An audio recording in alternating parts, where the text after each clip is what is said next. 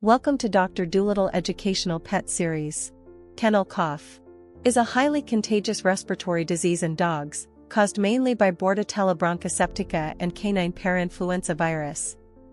It spreads through airborne droplets, direct contact, or contaminated surfaces, especially in high-density environments like kennels and dog parks.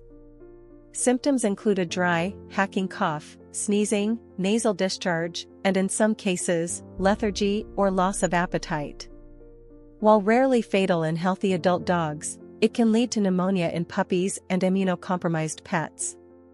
Vaccination and good hygiene practices are key to prevention and controlling outbreaks. Act early, protect their life with timely immunization. Contact us for available offers and packages.